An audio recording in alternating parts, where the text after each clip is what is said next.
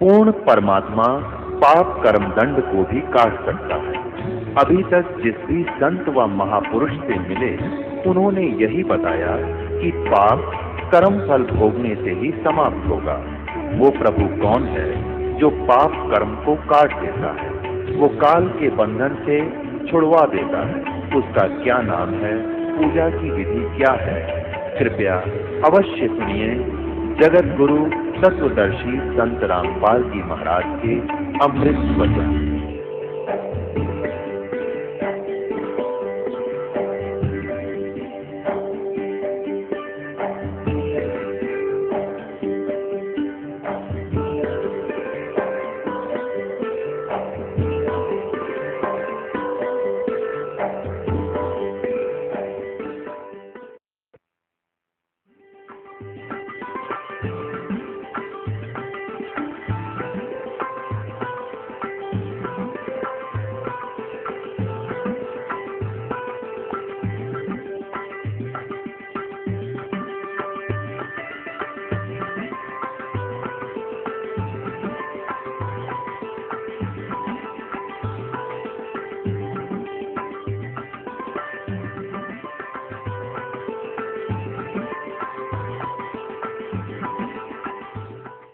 ये है सत्यार्थ प्रकाश।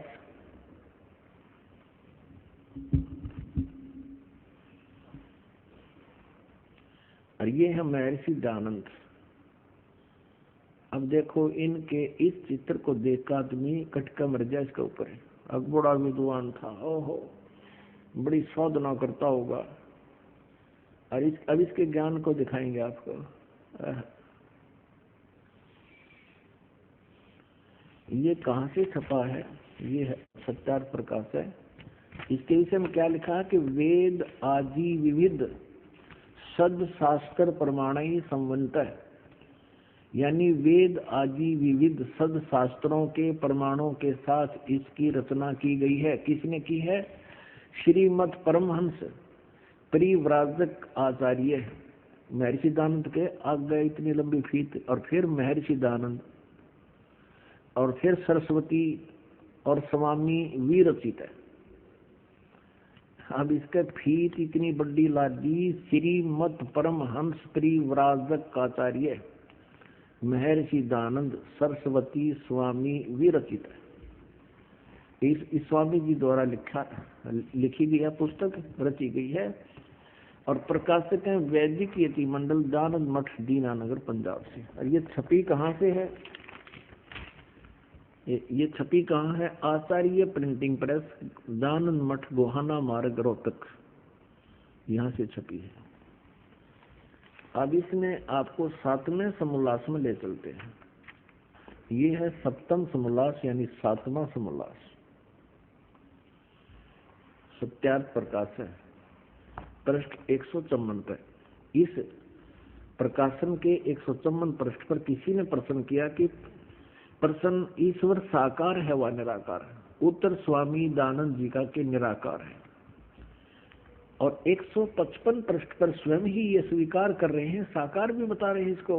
और किसी ने प्रश्न किया स्वामी दयानंद जी से, परमेश्वर की स्तुति प्रार्थना और उपासना करनी चाहिए व नहीं?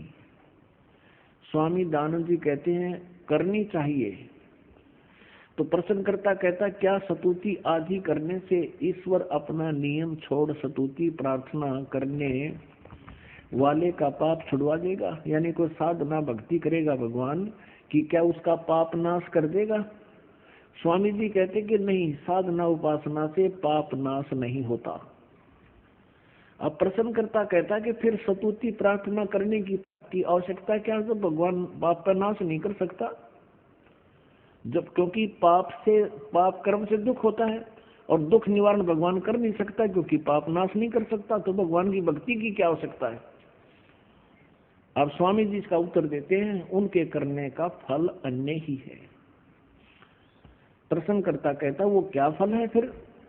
स्वामी दयानंद जी का उत्तर देखियो, स्तुति से ईश्वर में प्रीति, उसके गुण कर्म स्वभाव से अपने गुण कर्म स्वभाव का सुधरना, प्रार्थना से निरअभिमानता, उत्साह और सहाय का मिलना, उपासना से परब्रह्म से मेल और उसका साक्षात्कार होना। हर एक साक्षात्कार निराकार का कैसे होगा, और मेल उस निराकार से मेल कैसे हो जाएगा? या स्वयं कह रहे हैं उसका साक्षात्कार हो जाता है उपासना से, और पाप कटते नहीं। अपने आत्माओं, ये ऐसे महर्षि थे, इनको ये नहीं मालूम तुम 154 पृष्ठ पर निराकार बता रहा है, 155 पृष्ठ पर कह रहा है परमात्मा परब्रह्म से मेल हो जा और उसका साक्षात्कार हो सकता है। फिर साक्षात्कार निराकार का कैसे होगा? तत्व ज्ञानहीन प्राणी ऐसी उवाबाई ही बकते हैं जिनका कोई आधार ना हो। अपने आत्माओं, जैसे एक इसमें ये प्रसंग ये भी आया है कि परमात्मा पाप नाश नहीं करता, साधना भक्ति करने वाले के पाप नाश नहीं करता, पाप अक्षमा नहीं करता। और फिर प्रश्नकर्ता ने पूछा कि फिर भक्ति किस लिए करें? स्वामी जी कहते हैं उससे और लाभ हो जाता है। वो क्या लाभ होता है कि पाप का नाश होता नहीं भक्ति से, परमात्मा की साधना से पाप नाश नहीं होता, वो परमात्मा को प्राप्त कर लेता है, उसके दर्शन कर लेता है। सब भले आदमी, निराकार का साक्षात्कार कैसे होगा? जैसे बच्चा इंटरव्यू देने जाता है, वहां साक्षात्कार होता है उसका, इंटरव्यू लेने वाले का और देने वाले दोनों सामने साक्षात होते हैं, साकार होते हैं। तो ऐसे ही परमात्मा का साक्षात्कार करना भी उसको साक्षी, उसको सामने स्पष्ट देखना होता है, और निराकार दिखाई दे नहीं सकता। अब थोड़ा सा एक प्रसंग और बीच में आ गया कि परमात्मा अपने भक्तों के पाप नाश करता है वा नहीं। ये कंसेप्ट क्लियर करके फिर निराकार साकार की स्थिति स्पष्ट करेंगे। देखिएगा, ये है सप्तम समोल्लास ही चल रहे हैं और सत्यार्थ प्रकाश है ये। इसके 163 पृष्ठ पे यहाँ देखिएगा, यहाँ और स्पष्ट कर दिया है। प्रश्नकर्ता कहता है कि ईश्वर अपने भक्तों का पाप क्षमा करता है वा नहीं? उत्तर स्वामी जी कहते नहीं, क्योंकि जो पाप क्षमा करे तो उसका न्याय नष्ट और सब मनुष्य महापापी हो जाएं, क्योंकि उनको पाप करने में उत्साह और निर्भयता हो। जैसे कोई राजा अपराधियों के पाप की क्षमा करे तो वे अधिक अधिक अपराध करने लगे, और जो अपराध नहीं करता वह भी अपराध करने से न डरेगा। इसलिए सब कर्मों का यथावत फल देना ईश्वर का काम है, अक्षमा करना नहीं। फाइनल कर दिया इसने तो कि पाप नाश नहीं करता, जिसे कर्म करेगा वैसा फल देगा। अपने आत्माओं, परमात्मा की महिमा, परमात्मा के गुण पवित्र वेदों में लिखे हैं। अब जैसे कोई व्यक्ति कहे, कोई प्रश्न करता है किसी को जिसने अपने मकान के सामने बहुत बड़ा बोर्ड लगा रखा है, MBBS MS, और उससे कोई पूछता है कि क्या औषधि खाने से रोग नाश हो जाएगा, और वो सामने वाला जो इतना लंबा बोर्ड लगाए बैठा है, दुकान खोल रहा है डॉक्टर की, और वो ये कहे कि नहीं औषधि खाने से रोग नाश नहीं होता, अब सामने वाला कहेगा फिर औषधि खाने की आवश्यकता क्या है जब रोग नहीं कटे, रोग ही नहीं कटेगा। तो वो सामने वाला, वो नकली डॉक्टर वैद्य जवाब क्या देवे कि औषधि खाने से रोग तो नाश नहीं होगा लेकिन पहलवान बन जाएगा। तो क्या वो डॉक्टर है? क्या वो वैद्य हो सकता है? वो तो कोई गुट्टी लाए बैठा है, नकली बोर्डदार है, जो ये शब्द कहेगा कि औषधि खाने से रोग नहीं कटे और फिर वो औषधि खानी चाहिए, किस लिए? क्या लाभ है? कि पहलवान बन जाएगा, रोग कटे नहीं, मृत्यु हो जाए, पहलवान तो बन लिया फिर। तो ऐसे यदि दूसरा उदाहरण आपको देते हैं कि जैसे किसी ने बोर्ड लगा रखा है थोक साबुन विक्रेता, और साबुन की पूरी दुकान भर रखी है उसके साबुन के टुकड़ों की, और उससे कोई पूछता है क्या साबुन कपड़े का मैल नाश कर देगा? तो सामने वाला दुकानदार ये कहे कि नहीं, साबुन लगाना तो चाहिए पर वो कपड़े का मैल नाश नहीं करेगा। फिर सामने वाला स्वाभाविक बात है कहेगा, प्रश्न करेगा, फिर साबुन प्रयोग करने का लाभ क्या? जब साबुन कपड़े का मैल नाश नहीं कर सकता तो क्या यूज है उसके लगाने की, क्या लाभ है? और वो नकली फिर उत्तर दे कि कपड़े को मजबूत बना देगा। साबुन कपड़े का पाप मैल नाश तो नहीं कर सकता लेकिन मजबूत बना देगा। क्या वो व्यक्ति साबुन से परिचित है? इससे सीधा उसने लकड़ी के गुटके धर रखे सारे और मूर्ख बना रहा दुनिया में कपड़े में, उसमें कागज में लपेट के। तो ये सिद्धांत था इस महर्षि दानव सरस्वती का, जो आर्य समाज का प्रवर्तक कहलाता है। इसको कैख भी पता नहीं था वेदों का और भगवान का।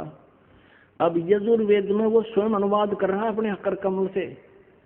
और यजुर्वेद में, क्योंकि वेद जो है परमात्मा का विधान है, परमात्मा के गुण है उसके अंदर, वो ऐसा ऐसा करता है। और जिसने वेदों के विरुद्ध अपना सिद्धांत बताया है वो अज्ञानी व्यक्ति था, वो वेद ज्ञानहीन था। अब देखिए वेद इसको प्रमाणित करेंगे कि परमात्मा घोर पाप का विनाश कर देता है। ये देखिए, ये महर्षि दानव सरस्वती द्वारा ही इसका अनुवाद है।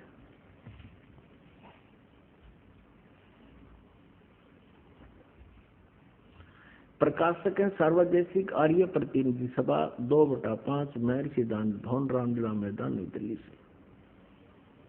यजुर्वेद आर्य भाषा भाष्य संपूर्ण 40 अध्याय महर्षि दानव सरस्वती कृत यानी दानव जी के द्वारा इनका अनुवाद है। मुद्रक है Prince offset printers 1510 Pataudi house Daryaganj, नई दिल्ली से। अब देखिएगा यजुर्वेद के 8वें अध्याय का 13वां मंत्र स्पष्ट करेगा। ये 8वां अध्याय और 241 पृष्ठ पे 8वें अध्याय का 13वां श्लोक। इसमें क्या लिखा है कि देव कर्तस्य एनस्य अवजनमसि, मनुष्य कर्तस्य एनस्य अवजनमसि, पितृ कर्तस्य एनस्य अवजनमसि, आत्म कर्तस्य एनस्य अवजनमसि। एनस्य अनस्य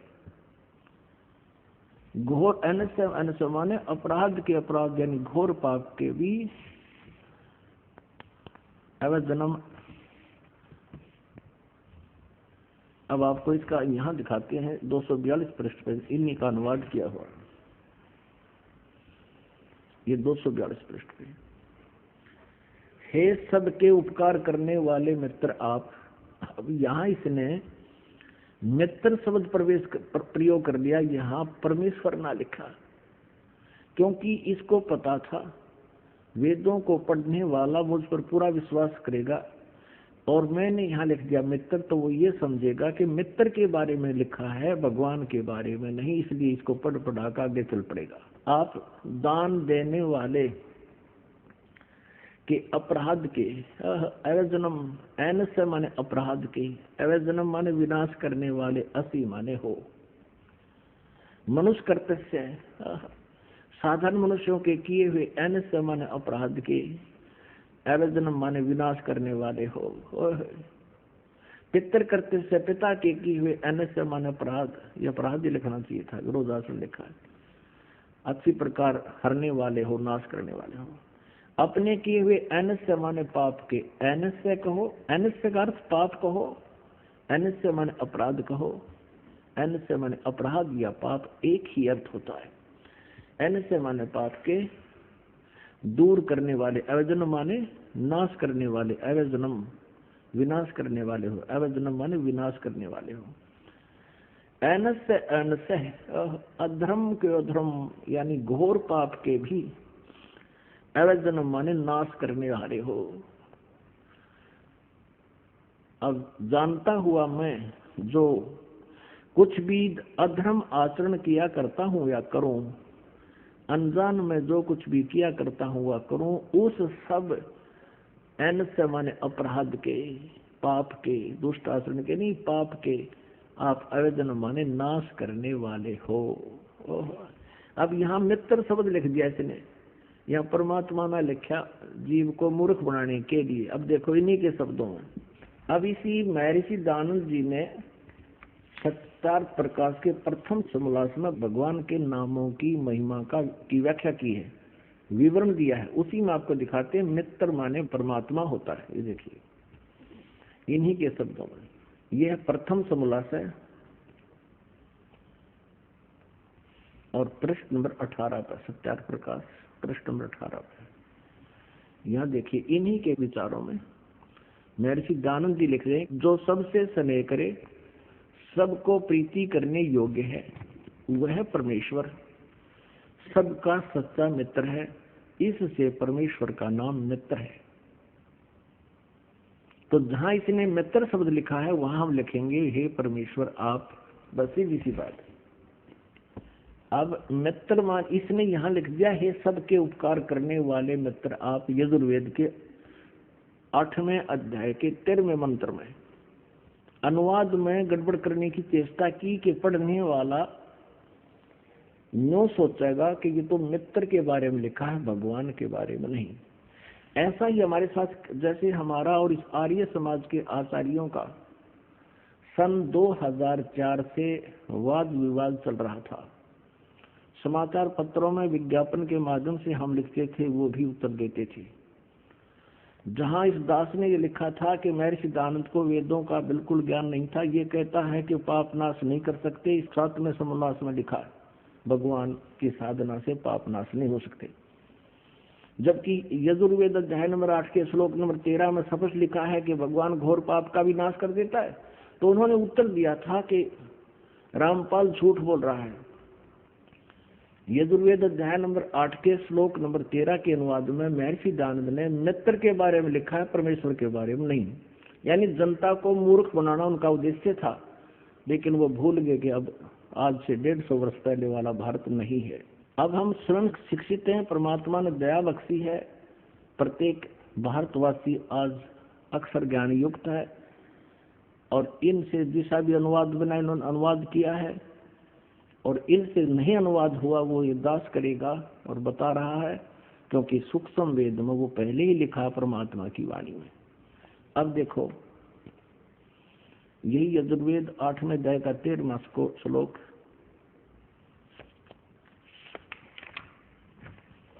अष्टवां अध्याय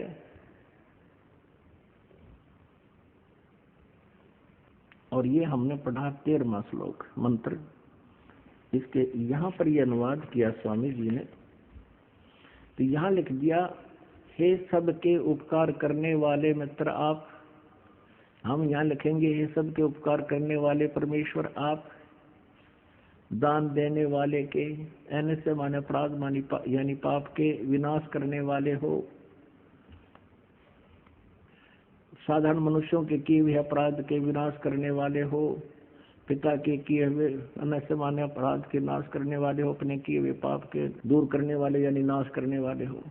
एक तो इस महर्षि दानंद की या थोड़ी ये विधान गलत सिद्ध कर दिया वेदों ने कि परमात्मा पाप नाश नहीं कर सकता, जबकि वेद स्पष्ट करते हैं परमात्मा घोर पाप का भी नाश कर सकता है। तो इससे सिद्ध हो गया कि महर्षि दानंद पूर्ण रूप से वेदों से अपरिचित था, अज्ञानी था। अब प्रश्न चल रहा है कि परमात्मा साकार है व निराकार। ये कहते हैं कि परमात्मा निराकार है, वेद बताते हैं परमात्मा साकार है और मनुष्य दृश्य है, सशरीर है। अब देखिएगा ऋग्वेद मंडल नंबर 1 महर्षि दानंद जी द्वारा अनुवादित है। ये देखिएगा, ये प्रथम मंडल है, महर्षि दानंद सरस्वती का अनुवादित है। प्रकाशक हैं सार्वदेशिक आर्य प्रतिनिधि सभा 3/5 महर्षि ध्यानचंद रामलीला मैदान नई दिल्ली से। मुद्रक है Prince offset printers 1510 Pataudi house. अब इसमें स्वयं स्वामी जी ने स्टार्ट किया है जो प्रथम मंत्र, प्रथम सूक्त और इसका प्रथम मंडल, प्रथम सूक्त और प्रथम मंत्र अग्नि शब्द से प्रारंभ होता है। अग्नि शब्द से, अग्नि शब्द से प्रारंभ होता है और इस अग्नि शब्द को इन्होंने आगे स्पष्ट किया है कि यहाँ अग्नि शब्द के दो अर्थ करने में प्रमाण ये हैं कि इस ऋग्वेद के मंत्र से यह जाना जाता है कि एक सद्वर्ण के इंद्र आदि अनेक नाम होते हैं इत्यादि। सतत ब्राह्मण के प्रमाणों से अग्नि शब्द ब्रह्म और आत्मा इन दो अर्थों का वाची है। मैं अग्नि शब्द प्रजा शब्द से भौतिक और प्रजापति शब्द से ईश्वर का ग्रहण होता है। इस प्रमाण से सत्याचरण के नियमों का जो यथावत पालन करना है सो ही व्रत कहता है और इस व्रत का पति परमेश्वर है। इस ऋग्वेद के प्रमाण से ज्ञान वाले तथा सर्वज्ञ प्रकाश करने वाले विशेषण से अग्नि शब्द करके ईश्वर का ग्रहण होता है। अग्नि माने ईश्वर का ग्रहण होता है, अग्नि माने ईश्वर। और इसी आधार से स्वामी जी ने ऋग्वेद मंडल नंबर 1 सूक्त नंबर 1 का मंत्र नंबर 2 इसमें अग्नि शब्द है, इसका अर्थ इन्होंने स्वयं कहा है अग्नि माने वह परमेश्वर। दूसरे में आगे देखो, अब ये तीसरा मंत्र है ऋग्वेद मंडल नंबर 1 सूक्त नंबर 1 का मंत्र नंबर 3। इसमें भी अग्नि ना एव अच्छी प्रकार ईश्वर, अग्नि माने ईश्वर। चौथे मंत्र में अग्नि माने हे परमेश्वर।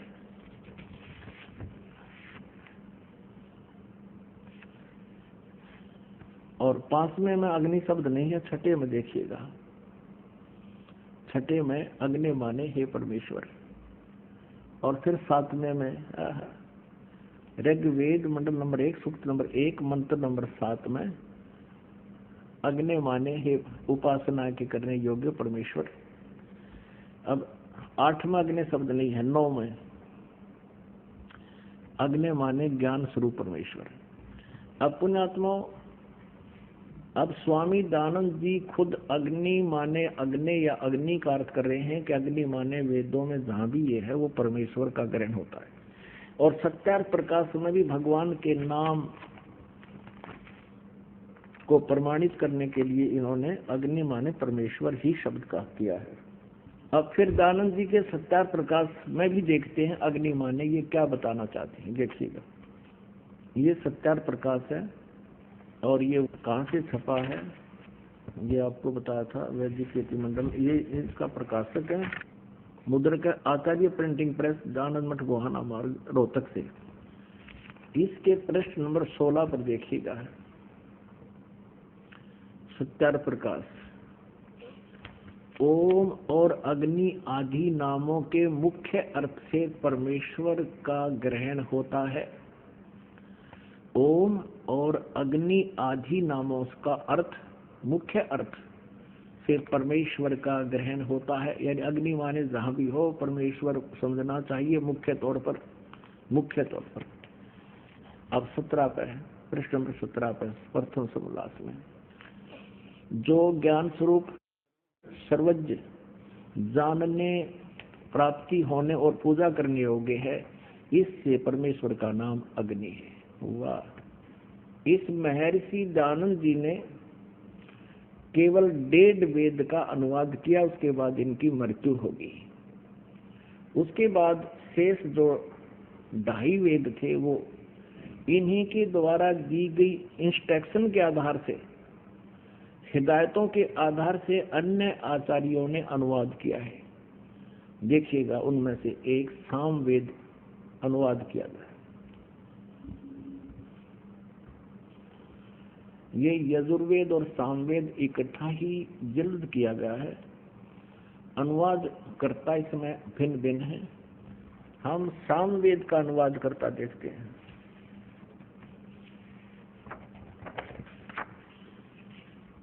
ये कहाँ से प्रकाशित है ये देखिए।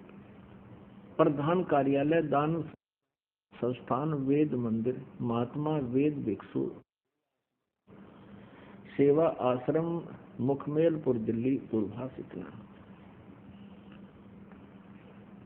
प्रकाशक हैं पंडिता राकेश रानी अध्यक्ष दानंद संस्थान 2286 आर्य समाज मार्ग करोल बाग नई दिल्ली से। अब इसके अनुवादकर्ता ने कितना अच्छा अनुवाद किया है, स्पष्ट किया है। ये देखिएगा सामवेद यहाँ से प्रारंभ होता है।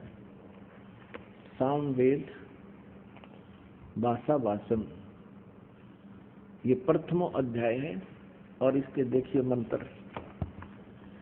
इसके प्रथम मंत्र में अग्नि माने हे ईश्वर, दूसरे मंत्र में अग्नि माने हे परमेश्वर और तीसरे मंत्र में अग्नि माने ईश्वर को, यानी अग्नि माने ईश्वर, और चौथे मंत्र में अग्नि माने परमेश्वर, पांचवें मंत्र में अग्नि माने हे ईश्वर और छठे मंत्र में अग्नि माने हे ईश्वर और सातवें मंत्र में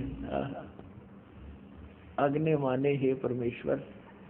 जहां भी अग्नि शब्द है और आठवें में अग्नि माने हे ईश्वर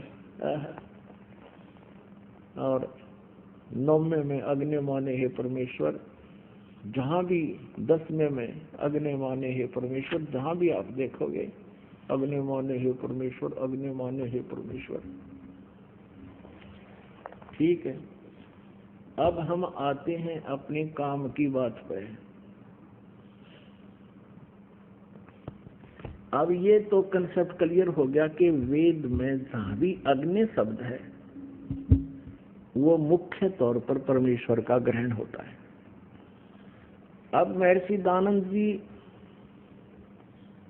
का अपना विधान, अपना अनुभव, अपनी सोच, वो अज्ञान सोच थी कि परमात्मा निराकार है, जिससे उसने वेदों का नाम लिख दिया कि मैंने वेदों को पढ़ा है और वेदों में कहीं भी परमात्मा साकार नहीं लिखा है। सत्यार प्रकाश की रचना करती कि मैंने वेदों के आधार से आसान करके वेदों को समझ कर इसकी रचना की। सत्यार प्रकाश की, इसमें जो लिखा वो वेदोनुसार है कि परमात्मा निराकार है। अब वेद क्या बताते हैं? परमात्मा शरीर है। ये देखिएगा वो मनुष्य दृश्य है। ये यजुर्वेद महर्षि दानंद सरस्वती द्वारा अनुवादित है। ये कहाँ से प्रकाशित है? प्रकाशक है सार्वदेशिक कार्य प्रतिनिधि सभा 2/5 महर्षि दानंद भवन रामला मैदान नई दिल्ली से। यजुर्वेद आर्य भाषा भाष्य यानी संपूर्ण 40 अध्याय से महर्षि दानंद सरस्वती ने इसका अनुवाद किया है। महर्षि दानंद इसका राइटर नहीं है, वेदों का केवल अनुवादक है। जैसे गीता जी का अनुवादक बहुत से हैं। मुद्रक है Prince offset printers 1510 Pataudi house Prayagraj नई दिल्ली से। अब देखिएगा 5वें अध्याय का प्रथम मंत्र। ये है 5वां अध्याय। इस 5वां अध्याय आरंभ है इसके प्रथम मंत्र में। ये प्रथम मंत्र में लिखा है अग्ने तनुरसी विष्णुवे तवा सोमे से तनुरसी। 2 बार लिखा है तनु माने शरीर। अब इन्होंने अनुवाद यहाँ गलत कर दिया। अपनी अज्ञान अनुभव को ऊपर रखने के लिए वेदों के अर्थों का भी अनर्थ कर दिया। क्या अनर्थ किया स्वामी जी ने? हे मनुष्यो, तुम लोग जैसे मैं जो हवि, अग्नि माने बिजली प्रसिद्ध रूप, अग्नि के शरीर के समान है। हम बताए ये क्या अर्थ है इसका? सारी उम्र पढ़ लियो, इसका भावार्थ भी समझ में आ जाएगी। कहना कैसा है यहाँ पर? क्योंकि इसने परमात्मा को निराकार सिद्ध कर रखा था अपनी अज्ञान सोच से। अब वेद बता रहे हैं अग्नि तनुरसी विष्णु त्वा सोमस्य तनुरसी। तनु माने शरीर, अग्नि माने परमेश्वर। हे परमेश्वर आपका शरीर है, असी माने है, तनु माने शरीर। ये स्पष्ट खोज लिख रहा है, तनु माने शरीर, असी माने है, अग्नि माने हम लिख देंगे परमेश्वर, जिसका वास्तविक अर्थ बनता है अग्नि तनुरसी, परमेश्वर से शरीर है। और यहाँ देखो विष्णुवे तवा, विष्णुवे तवा सोमस्य तनुरसी। विष्णुवे माने सबका धारण पोषण करने के लिए। गीता के अध्याय नंबर 15 के श्लोक नंबर 17 में लिखा कि उत्तम पुरुषत्व अन्य परमात्मा इति उदाहरते, यह लोग तरमावी से विभर्ती अव ईश्वर है। वो सबका धारण पोषण करने वाला जो परम अक्षर ब्रह्म परमात्मा है वो परमेश्वर, वो सबका धारण पोषण करने के लिए भी उस पर सोमस्य माने अमर पुरुष का, तनु माने शरीर, असी माने है, तवा माने उस, विष्णुदेव माने सबके धारण पोषण करने के लिए, तवा माने उस, सोमस्य माने अमर पुरुष का, तनु माने शरीर, असी माने है उस अमर पुरुष का शरीर है। अपनात्मा जहां भी ये जो महर्षि कहलाते थे, ये नकली डुप्लीकेट ही न ज्ञान था नहीं ऋषि इसका वेदों का, इन्होंने इन वेदों के अर्थों का अनर्थ कर दिया। इसका एक प्रमाण आपको दिखाते हैं। प्रथम अध्याय का 15वां मंत्र, वह इसने के बैठा बैठा रखे अनुवाद में, इस दयानंद जी ने, देखिएगा।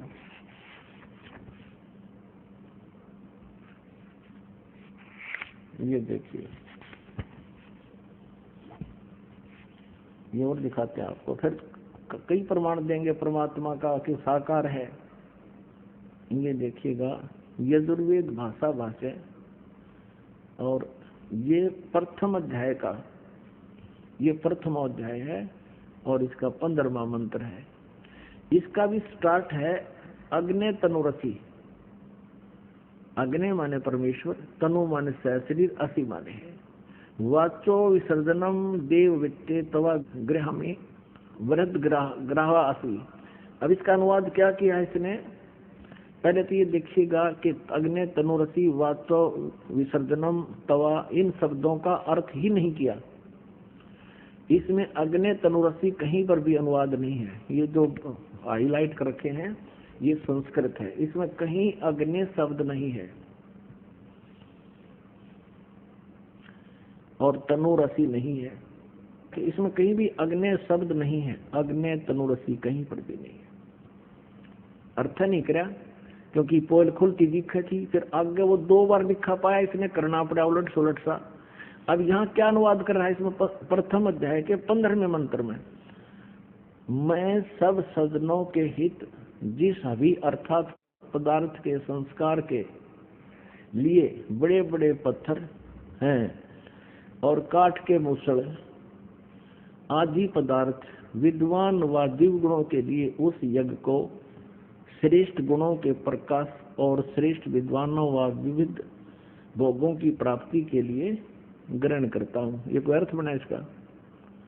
बड़े बड़े पत्थर और काठ के मूसल ग्रहण करता हूँ। भगवान शर्मा मारेगा पत्थरा का और काठ के मूसला का।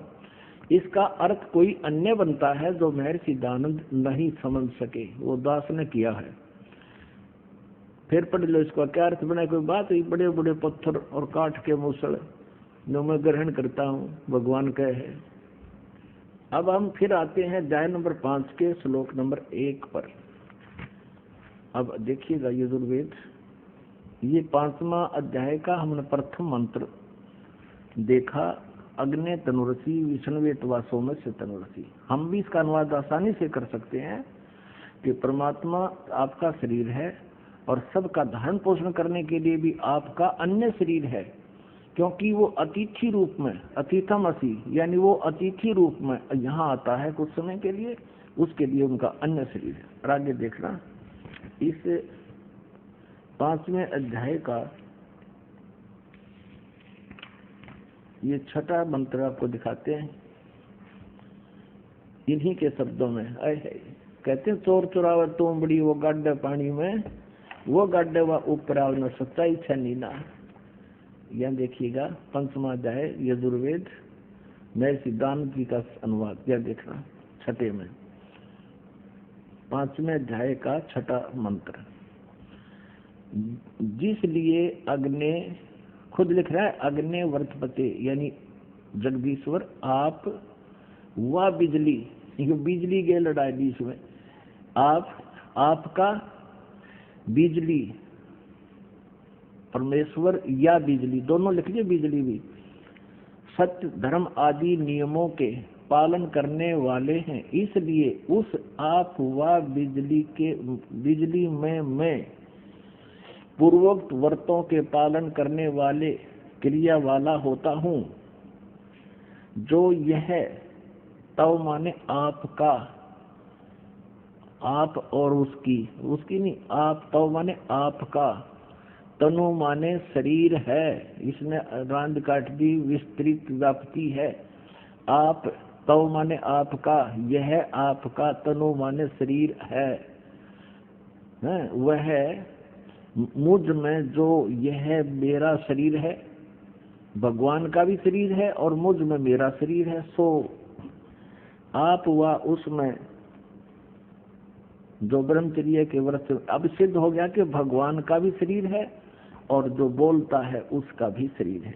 आगे देखिए, ये है यजुर्वेद अध्याय नंबर 5 का और मंत्र नंबर 8 है। इसमें ये मंत्र नंबर 8 है, इसमें 3 बार तनूर असी लिखा है 8 का। हे मनुष्य लोगों, तुमको यह जो इस अग्नि, बिजली रूप लिख दिया, अग्नि माने परमेश्वर लिखना है यहाँ पर, परमेश्वर का अग्नि नहीं, परमेश्वर का स्वर्ण आदि सोने, आदि में सोने, अत्यंत बड़ा अभ्यंतर रहने वाला तनु माने शरीर है। तुम हे मनुष्य लोगों, तुमको जो इस परमेश्वर का, अग्नि का नहीं, परमेश्वर का जो अत्यंत बड़ा शरीर है, शरीर यहाँ है लिखना चाहिए, शरीर है, और भयंकर वचन को नष्ट करता है, उत्तमता से सेवन किए हुए अन्न, ये बकवास कर रखी इसने सारी। इस अग्नि माने परमेश्वर का अत्यंत विस्तीर्ण अभ्यंतर में सचित होने, लोकों में सोने वाला है, यानी लोकों में सोना में, अन्य लोकों में भी जब वो जाता है उसका शरीर है। और तीसरी बार फिर लिखा हुआ, उसका इसलिए अनुवाद नहीं किया, शर्मा गया, अकड़े सी छुपा हूं। देखो इस मूल संस्कृत में 3 बजे तनूर, तनु, ये तनु है वरिष्ठा, तनु वरिष्ठा एक, और मूल संस्कृत में यहीं पर है, ये दूसरा तनु वरिष्ठा, और तीसरा फिर ये तनु वरिष्ठा है। इसका अलग अलग इसने केवल 2 बार लिखा, तनु माने शरीर, तनु माने शरीर, और तीसरी बार इसने शर्म आ गई, अनुवाद छोड़ दिया। 1.5 साल हो गए इसके अनुवाद को ऐसे एजिटी चलते हुए को। यजुर्वेद अध्याय नंबर 7 के मंत्र 39 में उसमें लिखा है कि नरवत मनुष्य के तुल्य परमात्मा। ये देखिएगा, यही अनुवाद कर रहा है लेकिन गोलमोल कर रहा है। यही महर्षि दानव सरस्वती द्वारा ही इसका अनुवाद किया गया है। 7वें अध्याय का 39वां श्लोक आपको दिखाते हैं, ये देखिएगा। ये है 7वां अध्याय यानी 7वां अध्याय और यजुर्वेद, और इसका 39वां मंत्र 39। इसमें लिखा कि महान इंद्र नरवत आ, इस दय को तय बनाते हैं, ये इसका संधि छेद करते हैं, जब इसने भी ऐसा ही किया है। नरवत महान माने सर्वोत्तम अत्यंत पूज्य, नरवत माने मनुष्य के तुल्य, मनुष्य के तुल्य परमात्मा है। इंद्र, हे भगवान जगदीश्वर, जिस कारण आप योगाभ्यास के ग्रहण करने योग्य हैं, ऐसे ऐसे अब यहाँ लिखना था ए महान इंद्र नरवत, हे बड़े, महान माने बड़े, इंद्र माने परमेश्वर, नरवत मनुष्य के समान, मनुष्य के तुल्य आप अपना हो और अपना सब कार्य करते हो, अच्छी प्रकार सब मनुष्यों के सुख को परिपूर्ण करने के व्यवहार और परमार्थ के ज्ञान को बढ़ाने वाले दो प्रकार के ज्ञान से संयुक्त कर, इसने दबंगा कर रखा है। बाकी हमने ये देखना है कि परमात्मा जो है वह परमेश्वर, हे जगदीश्वर, जिस कारण आप योगाभ्यास से ग्रहण करने योग्य हैं, इससे अत्यंत उत्तम ऐश्वर्य के लिए हम लोग आपकी उपासना करते हैं। यह उपासना हमारे लिए कल्याण का कारण है। इससे तुमको परम ऐश्वर्य पाने के लिए हम सेवन करते हैं। जो महान इंद्र, महान सर्वोत्तम अत्यंत पूज्य मनुष्य के समान के तुल्य अच्छे प्रकार, यानी इसका अर्थ ये कि वो परमात्मा आप आपकी पूजा करते हैं और आप मनुष्य के तुल्य हैं, आप परम पूज्य हैं, ये महान इंद्र।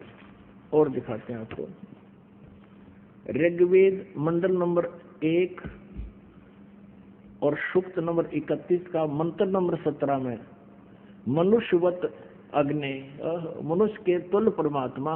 ये देखिए ऋग्वेद, ये भी दानु सरस्वती का ही अनुवाद है, प्रथम मंडल। और ये कहाँ से प्रकाशित है? सर्वदेशी कार्य प्रतिनिधि सभा 3/5 महर्षि दान राम मैदान नई दिल्ली से। ऋग्वेद मंडल नंबर 1 सूक्त नंबर 31। ये देखिए ऋग्वेद मंडल नंबर 1 सूक्त नंबर 31 का मंत्र नंबर ये 17 है। इसमें सतुष है मनुष्यवत अग्नि, मनुष्यवत अग्नि, अंगीरसवत अंगीरह है। इसने क्या लिखा है? मनुष्यवत, मनुष्यों के जाने आने के समान मनुष्यवत, इसका अर्थ लिखा है इसने मनुष्यवत अग्नि। अग्नि माने परमेश्वर, हम स्पष्ट कर चुके हैं। मनुष्यवत माने मनुष्य के समान, मनुष्य के तुल्य परमेश्वर। आप सर्व अंग सहित हो और प्रत्येक युग में आते हो, पूर्व भी आते रहे हो। उस पूर्व की तरह एक बार आप फिर आइए, क्योंकि आप अपने, ये देखिए जैसे उत्तम पूर्वत मन पहले की तरह फिर से आइए। यह लिखना है हे पवित्र प्राणों के समान धारण करने वाले परमेश्वर, लिखना था, आज देख लिख दिया। हे पवित्र अंगीरह माने शरीर, शरीर धारण करने वाले, विद्याओं से सर्वत्र व्यापक, ये अग्नि माने परमेश्वर। अब पूर्ववत जैसे उत्तम पृष्ठा वाले, यहाँ देखो शरीर व्यापक प्राण वायु के सदृश राज्य क्रम बकवास के गडरा किया इसने। अंगिरसवत माने शरीर, शरीर की तरह आप जैसे आम व्यक्ति होता उस तरह शरीर धारण करते हो और आप विद्वानों के अति चतुर मनुष्य को अच्छे प्रकार प्राप्त कीजिए। उस मनुष्य को विद्या आदि कर्म और प्राप्ति के लिए मनुष्यवत माने लिख दिया, मनुष्यों के आने जाने के समान, मनुष्य के समान लिखना था। और वो आप अपने जैसे पुरुष यज्ञ के साथ कर्मों को सिद्ध करते कराते हैं, जैसे उत्तम प्रतिष्ठा वाले विद्वान विद्या के देने वाले होते हैं। इसका वास्तविक अर्थ तो ये है, ऋग्वेद मंडल नंबर 1 और सूक्त नंबर 31 मंत्र 17 का स्पष्ट अर्थ ये बनता है, हे परमेश्वर आप मनुष्य के तुल्य हैं और आप पहले भी आते रहे हैं। उस पहले की तरह फिर उसी तरह उस सुंदर शरीर धारण किए हुए आप आइए। आप जो पहले यथार्थ ज्ञान देकर चले जाते हो, एक बार पुनः यहाँ आइए और हमें फिर से उस ज्ञान से परिचित कराइए। ये परमात्मा का विधान है। अब आपको दिखाते हैं ऋग्वेद मंडल नंबर 9 सूक्त नंबर 86 का और 26 और 27 ऋग्वेद मंडल नंबर 9 सूक्त 82 का 1, 2, 3। अब समय के अभाव के कारण इसको आपको बहुत शॉर्ट में समझाएंगे। ये देखिएगा, ऋग्वेद मंडल नंबर 9, प्रकाशक हैं सार्वदेशी कार्य प्रतिनिधि सभा, मेयर सिद्धांत भवन, रामलीला मैदान, नई दिल्ली से। और ये छपा कहाँ से? यहाँ से, प्रिंस ऑफसेट प्रिंटर्स, मंडल नंबर 9 सूक्त नंबर 86 का। ऋग्वेद मंडल नंबर 9 सूक्त नंबर 86 और मंत्र नंबर 26। यज्ञ करने वाले यजमानों के लिए परमात्मा सब रास्तों को सुगम करता हुआ उनके विघ्नों को, उनके संकटों को मर्दन करता है, नाश कर देता है, और उनको पवित्र करता हुआ और अपने रूप को सरल करता हुआ, साकार हुआ, अपने रूप को सरल करता हुआ हल्का तेज पुंज का रूप बनाकर आता है, वह कांतिमान परमात्मा। इन्होंने कवि का अर्थ सर्वज्ञ कर दिया। यहाँ लिखना था वो कबीर है, वो कबीर देव है। ये कबीर शब्द है, हम इसको कबीर कहते हैं, कबीर वह को वह बोलते हैं। इसका अर्थ इन्होंने कवि कर दिया और कवि बनाकर इसका अर्थ कर दिया सर्वज्ञ। यहाँ लिखना था कबीर देव। इन्हीं के शब्दों में पुण्यात्माओं, परमात्मा ने आपका जो जन्म अब दिया है मनुष्य का, स्त्री या पुरुष का, धन्य आपके माता पिता को जिनसे जन्म हुआ, क्योंकि अब हम परमात्मा को आसानी से पहचान सकते हैं। हम शिक्षित हैं और इन अज्ञानियों ने जो अनर्थ कर रखे उनको हम आसानी से समझ जाएंगे कि यहाँ इन्होंने गड़बड़ कर दी जानबूझ के। और आज शिक्षा का यदि कोई लाभ है तो भगवान पाने में सहयोग है, अन्यथा इस शिक्षा की कति आवश्यकता नहीं थी। इसने बेईमान बना दिए, हम एक दूसरे के शत्रु बना दिए, 24 घंटे मन में दोष रहता है और उसको अब सेट करने में बहुत समय लग रहा है हमारे को, लेकिन अब हो जाएगी, सारी सेटिंग भी हो जाएगी, ज्ञान हो जाएगा, परमात्मा से हमें घना लाभ मिलने लग जाएगा, तो हम सब बुराइयां त्याग देंगे। तो इस शिक्षा का अगर लाभ है तो परमात्मा पाने में अति सहयोग है। इसके लिए आपको दिखाते हैं कि जहाँ जैसे कवि लिखा, कबीर लिखा, तो वहाँ लिखना चाहिए था अनुवाद करता ने कबीर देव। जैसे इस यजुर्वेद है, ये देखिएगा, ये महर्षि दानव सरस्वती का अनुवाद है। ये एक यजुर्वेद पुस्तक है, इसके ऊपर रह लगा है। यहाँ अगर 2 अपसर्ग लगा दी जाए तो भी ये यजु, अगर ये अकेला शब्द भी कहीं पर है, ये वेद ना लिखा हो, तो भी इसकी महिमा कहीं हो रही हो, तो हमने यजुर्वेद लिखना पड़ेगा। ये देखिएगा, महर्षि दानव सरस्वती ने भी ऐसा ही किया है। प्रकाशक है सार्वदेशी कार्य प्रतिनिधि सभा, 2/5 महर्षि दानव भवन, रामलीला मैदान, नई दिल्ली से। ये दानव सरस्वती का ही अनुवाद है और इसके 36वें अध्याय का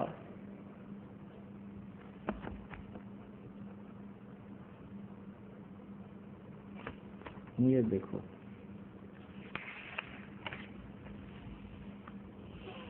ये यजुर्वेद भाषा भाष्य है और ये है 60 अध्याय, 36वां अध्याय। इसके प्रथम मंत्र में लिखा है रच्यम वाचम प्रपदे मनो यजु। ये यजु लिखा है, यजु, और ये यजुर्वेद की महिमा है।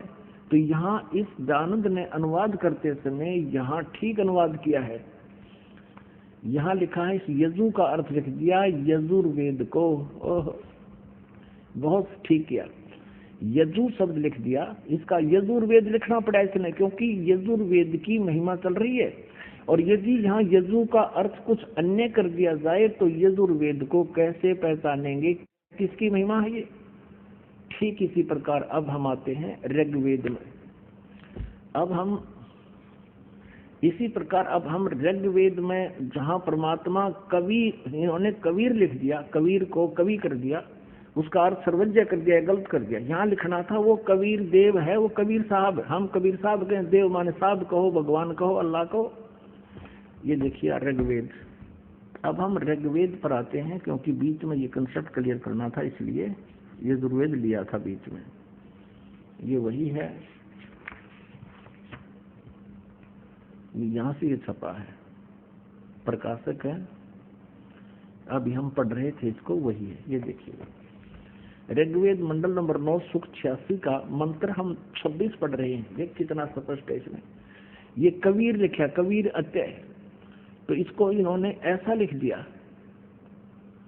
2 अपसर्ग लगा दिए, तो फिर भी यहाँ लिखना था वो कबीर देव, कबीर देव लिखना था। जैसे ये है ऋग्वेद मंडल नंबर 9 सूक्त 20, इसका मंत्र नंबर 1 में यहाँ लिखा है वो कबीर देव, कबीर देव, वो कबीर देव। ये कबीर साहब लिखना चाहिए था, कबीर परमेश्वर। तो यहाँ केवल कबीर लिखा है, तो अभी ये कबीर देव ही लिखना पड़ेगा। यज्ञ करने वाले यजमानों के लिए परमात्मा, यज्ञ करने वाले यजमानों माने साधना करने वाले भक्तों के लिए परमात्मा सब रास्तों को सुगम करता हुआ उनके विघ्नों को मर्दन करता है, उनके संकटों का नाश कर देता है और उनको पवित्र करता हुआ और अपने रूप को सरल करता हुआ वह कांति में, यानी परमात्मा कबीर देव, वो लिखना था वह कबीर देव, कबीर साहब विद्युत के समान क्रीड़ा करता हुआ, यानी बहुत शीघ्र गति से चलता हुआ वर्णीय पुरुष को प्राप्त होता है, श्रेष्ठ अच्छी आत्मा को मिलता है, गति करके वहां से चल कर आता है। ये देखिएगा। अब 27 में ऋग्वेद मंडल नंबर 9 सूक्त नंबर 86 मंत्र 27 में क्या कहा है कि प्रेम की वे, हम यहाँ लिखेंगे जो परमात्मा प्रकाश पुंज परमात्मा, फिर यहाँ जो परमात्मा ध्रुवलोक के तीसरे पृष्ठ पर विराजमान है, एक देशीय है, एक स्थान पर रहता है। ध्रुवलोक के, उस तेजो में लोक के, सतलोक के तीसरे पृष्ठ पर विराजमान है, वो प्रकाश रूप है। यानी एक देशीय हुआ वो परमात्मा ऊपर ध्रुवलोक के, यानी उस सतलोक के तीसरे पृष्ठ पर, तीसरे स्थान पर विराजमान है, एक देशीय हुआ। आगे देखो, अब आपको दिखाते हैं ऋग्वेद मंडल नंबर 9 सूक्त नंबर 82 और मंत्र 1, 2, 3 में। ये देखिएगा, ऋग्वेद मंडल नंबर 9 सूक्त नंबर 82 और यहाँ आते हैं मंत्र नंबर 1।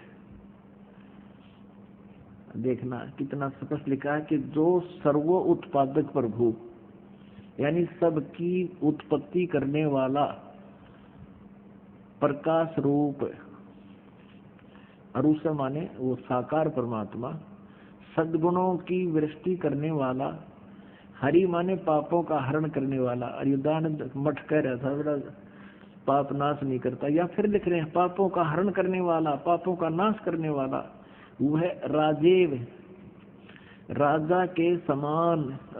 ये देखना, हम 269 यानी 269 पे, और यहाँ पर लिखा है तो राजेव, राजा के समान। इसका शेष है 270 पे, ये है शेष 270 पे। ऋग्वेद मंडल नंबर 9 सूक्त 82 का मंत्र हम 1 पढ़ रहे हैं, 270 पे। राजा के समान दर्शनीय है, दर्शनीय देखने योग्य है, राजा के समान साकार है, मनुष्य दृश्य है, वह पृथ्वी आदि लोक लोकांतरों के चारों ओर शब्दमान हो रहा है। वह वर्णीय पुरुष को, श्रेष्ठ, वर्णीय माने श्रेष्ठ भक्त पुरुष को, व्यक्ति को, जो दृढ़ भक्त है उसको पवित्र करता हुआ प्राप्त होता है। जिस प्रकार विद्युत स्नेह वाले स्थानों को आधार बनाकर प्राप्त होता है, और वो उसका उद्देश्य क्या होता है, ये देखिएगा। दूसरे मंत्र में। वो किस उद्देश्य से आता है वो परमात्मा? ये कबीर शब्द है यहाँ पर, कबीर मूल पाठ में कबीर वेदस्य, ये परमात्मन उपदेश करने की इच्छा से आप महापुरुषों को प्राप्त होते हो, सच्चा ज्ञान देने के लिए आते हो, और आप कांति अत्यंत गतिशील पदार्थ के समान हमारे आध्यात्मिक यज्ञ को प्राप्त होते हो, यानी अत्यंत गतिशील पदार्थ के समान, यानी बिजली जैसी गति से आप चलते हो। आप ये फिर सर्वज्ञ लिख दिया, आप कबीर देव हैं, आप कबीर साहब हैं, शुद्ध स्वरूप हैं। आगे आगे, आप पापों को दूर करके, हे सोम, हे अमर परमात्मा, आप हमको सुख दें अपने आत्माओं। इसमें स्पष्ट कर दिया है कि वो परमात्मा राजा के समान देखने योग्य है। राजा तो मनुष्य जैसा ही होता होगा, और कौन सा वो पत्थर जैसा होता है। और वो स्पष्ट कर दिया है कि वो परमात्मा तीसरे धाम में रहता है, और वहां से गति करके आता है, अच्छी श्रेष्ठ आत्माओं को मिलता है और उनको तत्व ज्ञान से परिचित कराता है। वो किस किस को मिला? हम सुल्तानी नानक तारे दादू को उपदेश दिया, जात जुलाहा भेद न पाया, काशी माहे कबीर हुआ। वो परमात्मा किन किन अच्छी आत्माओं को मिले?